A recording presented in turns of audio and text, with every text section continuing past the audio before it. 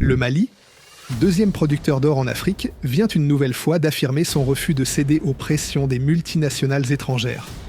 Cette fois, c'est le géant canadien Barrick Gold, le deuxième plus grand exploitant minier au monde, qui est au cœur de la tempête. Dans une décision qui marque un tournant dans sa lutte pour sa souveraineté économique, le Mali a émis un mandat d'arrêt international contre Mark Bristow, PDG de Barrick Gold.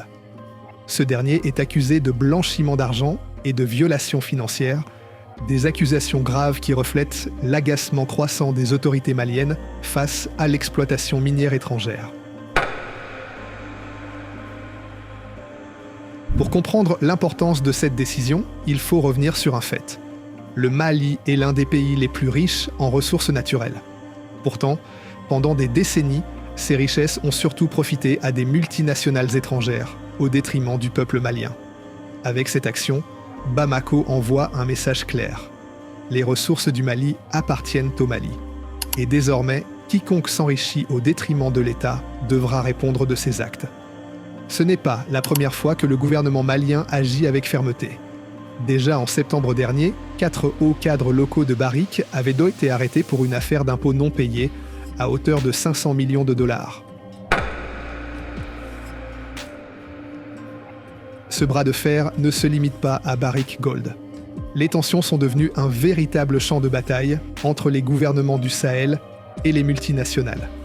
Ces entreprises, qui ont longtemps profité d'accords opaques signés sous l'influence des États colonisateurs, doivent aujourd'hui faire face à des régimes décidés à reprendre le contrôle de leurs ressources. Le Mali n'est pas seul dans cette démarche. Ses voisins, le Burkina Faso et le Niger, ont également pris des mesures fortes contre l'exploitation étrangère. Le Burkina Faso, sous la direction d'Ibrahim Traoré, a déjà annoncé qu'il envisageait de retirer des permis miniers à certaines entreprises étrangères. Quant au Niger, il a récemment pris le contrôle d'une mine d'uranium détenue par une entreprise française. Ces actions ne se limitent pas à des décisions économiques. Elles traduisent une volonté politique plus large, reprendre le contrôle du destin de ces nations africaines. Le mandat d'arrêt contre le PDG de Barrick Gold est bien plus qu'un simple différend économique. Il symbolise une Afrique qui refuse d'être reléguée au rôle de fournisseur de matières premières pour des États étrangers ou d'anciens États colonisateurs. En prenant ces mesures audacieuses, le Mali montre l'exemple. Il prouve que, même face à des géants économiques, la souveraineté d'un peuple n'a pas de prix. Et ce combat, il ne le mène pas seul. À travers l'alliance AES avec le Burkina Faso et le Niger, il trace la voie d'une Afrique unie, debout et résolument tournée vers l'avenir. Ce n'est qu'un début.